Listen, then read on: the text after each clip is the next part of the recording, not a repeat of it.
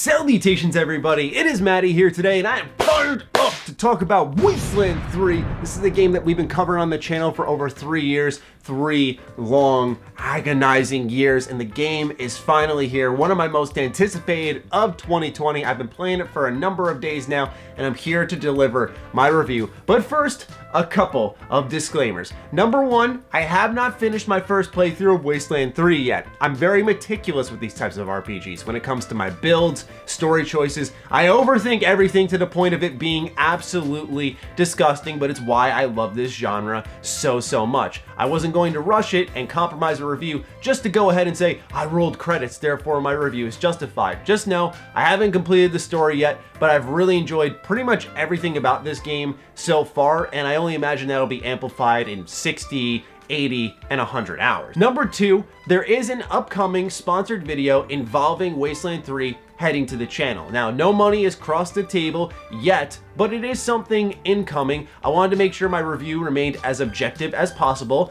but still, it's something you guys should be aware of. And number three is that Brian Fargo was the head honcho for this project. He helped bring to life Fallout 1 and 2, so this game has the DNA of course, because Fallout was really a spiritual successor to Wasteland, but this game has a lot of Fallout DNA in it. You guys know I'm a huge Fallout fan, so that tickles my Fallout fancy as well. So just keep that in mind. I always recommend people watch other reviews anyway, but still, it's something worth considering. And now, let's get into my thoughts on the game. So everything starts off with a in-depth character creator. You can assign your attributes, skill points, perk points, how your character looks, what they sound like, quirks, which determine a very strong buff your character gets, but also a very strong penalty. All of this shapes up to create very distinct, unique builds. For God's sakes, I made someone called Weird Kid who had anime hair that was red. He's a brawling beast right now, but he's also an animal whisperer. So this brawler is being followed around with a nail box on his hand by a cyborg chicken and Major Tomcat, who is a cat with a ranger hat on. I mean, what game offers something quite like this? Let me know. Still, every build in my squad felt unique, and what's amazing is I saw other builds that I could not do in this playthrough, and I have to go back again and try those out. There's a lot of ways to tinker with your character, and on top of that, the world reacts to it in so many ways. From objects to combat itself to dialogue, even the dynamic encounters in the game have a set of skill checks that are involved that allow you to creatively approach the situation. There are options everywhere in Wasteland 3, and it's easily its strongest part because there are so many ways to solve quests, to utilize your build, to get around certain objectives and get really creative with things, but yet it doesn't feel old school. It manages to take the idea of these older RPGs, all the options they offered you, and modernize them. Part of that's because of the pace of Wasteland 3. It's in subtle things, such as when combat starts, that full turns are taken by each side. Instead of going one person on your team, another person on the enemy team, then two on your team, then one on the enemy team, it's your team, it's their team, and you just go back and forth. So the enemy team just goes bang, bang.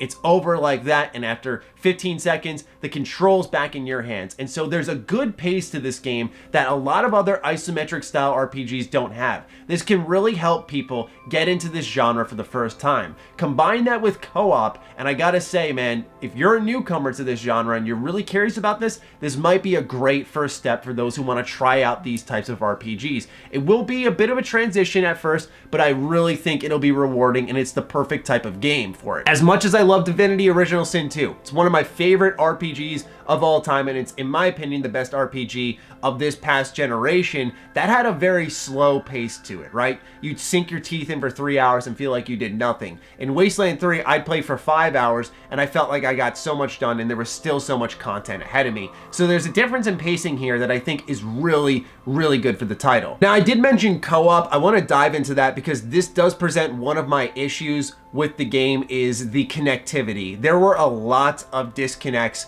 throughout my experience in Wasteland 3, and sadly, it's not just one of those situations where your friend lags out and the game continues on. When your friend lags out, it disconnects the whole game and kicks you both back to the main menu. And that can be really frustrating when you account for the amount of load times that are in this game and how long those load times are. Now, I went into a single player game just to check out how quick the load times are, comparing that to, of course, the multiplayer, and they are roughly the same. Multiplayer leans into a little bit of a longer load time, but not something drastically different. So these load times do need to really be shortened up because you're going from area to area, and there's a lot of load screens. I'm personally not a big stickler about loading times, but when they're happening so much and it keeps pulling you out of the experience, that can hurt the game a little bit. And it definitely hurt my experience. Combine that with the connectivity issues, and sometimes it did make co-op really frustrating. Throw in some bugs like the cover humping bug is what I like to call it, where your character just keeps like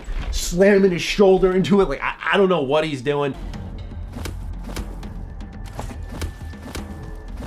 But you keep hearing the sound of him like hitting the cover, and it's like, oh my God, I'm gonna lose my mind. Like, combat needs to end now. So there are some bugs. There are some things that need patching, and I don't think that it hurts the game so much that you should avoid your purchase, but maybe you wanna wait, see how inXile responds to some of these issues with the game. I imagine they'll be right on top of it. They seem like a very competent studio, but maybe wait for those, even like a week or two, and then you can dive in. So why should you dive in? Of course, the choices I mentioned earlier, but it's just how broad this world is. inXile has created something really cool with Colorado and its story here. So it picks up after Wasteland 2, where I don't want to spoil too much because the game does a good job of setting that up, and maybe some people want to finish their Wasteland 2 playthrough before hopping into 3, so I'm going to respect that. But just know that after the events of the ending of Wasteland 2, you do end up in Colorado, and you meet someone called the Patriarch, who sends you out on a mission to find 3 of his kids who are wreaking havoc across all of Colorado. And while that particular story has yet to take hold of me because a lot of them are spaced out in levels, like the first mission you get is level 9,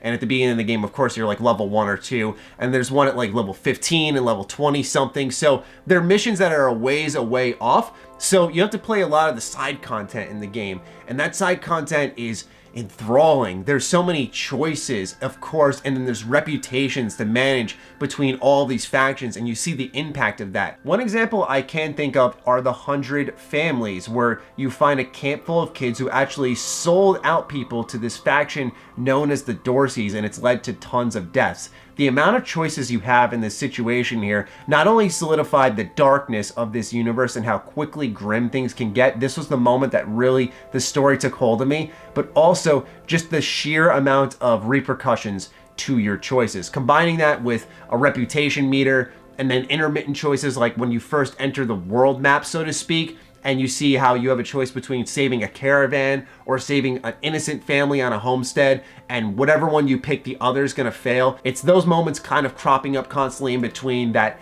take away from the main story, where maybe the main story ends up being really good, but it's fine because it's just such a joy to play. It's an experience. I don't know how to describe it, and usually you don't say that for these types of games, but the way you insert yourself into your character, the amount of agency you have over everything, it is truly an experience, but it's also a fun game to play because it's got a lot of goofiness. Like, one of the main characters you meet is Far and Brygo.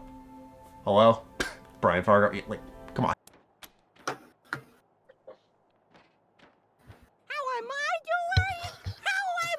Near perfect. Great question. Near perfect. I'm doing great. How are you doing? You look like a moose. Your face inside out. Oh my lord. You also see, of course, a lot of Fallout inspiration. This shouldn't be a shocker to anyone, but I think, for example, of Little Vegas being a lot like New Reno, sort of this hole-in-the-wall den of gambling and drugs that's happening in the middle of the apocalypse. There are synths in this universe. It's wild, man. Like, it's wild. And so it quickly becomes like the Fallout game we never got.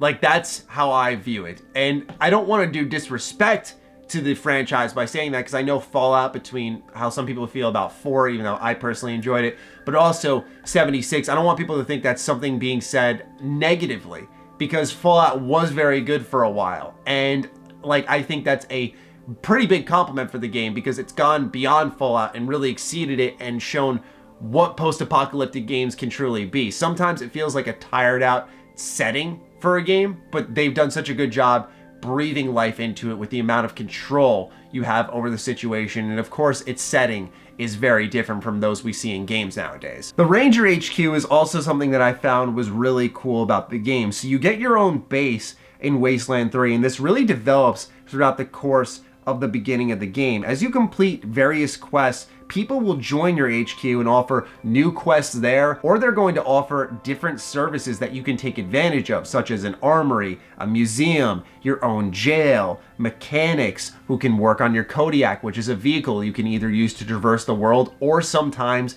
in combat. The jail I thought was in particular really cool because sometimes you are presented with options in game to arrest people. And when you arrest them, they go to your Ranger HQ where you can interrogate them and learn more. And to me, that was like a whoa moment because, like, I personally haven't arrested anyone yet, but the very idea that there's a whole other section of the quest and line of questioning I can go through and a whole entire process that I've completely missed just shows how big this game is. There's also some great quality of life enhancements for this genre, such as animated characters during some of the actual conversations in game. This doesn't crop up a ton, but it does signify to the player that a very important conversation is about to take place and that they should pay attention. There's also really convenient loot options. So when you kill a bunch of enemies, when you loot one body, kind of like an MMO, it grabs everything in the general radius and brings it up in the actual loot menu. So this leads to you not missing things such as like an important key or an important key card that you need to progress in your quest because you're searching for that one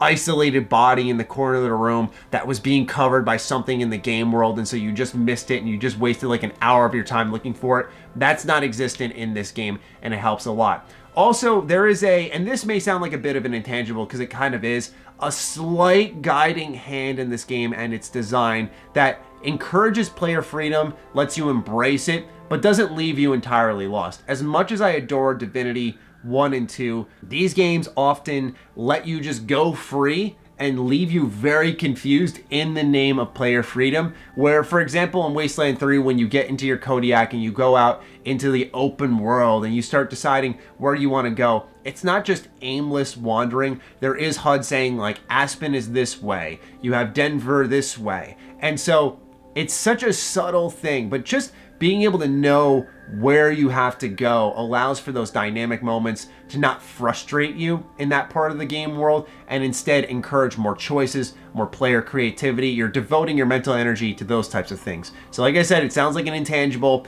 but after playing a lot of old RPGs, it can get very frustrating. So I'm just happy to see overall that this game guides you in the right places and then leaves you to do what you want in the right places. And that's a testament to the overall design of the game. And so with that, ladies and gentlemen, just to wrap up my general thoughts on this game, I mean, amazing choices, reputation meter, a reactive world, interesting story, even more interesting setting, lots of new fresh ideas here, modernized in the right ways but still encouraging player freedom, great co-op. There's a lot to really like about Wasteland 3.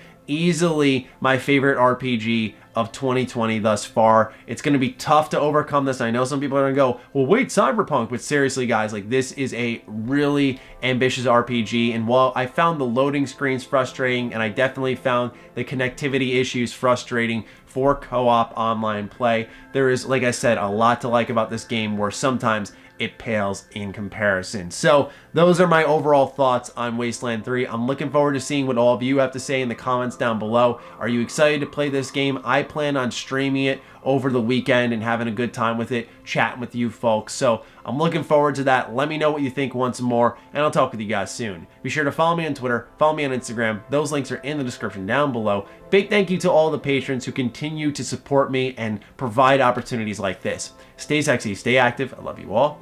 Peace.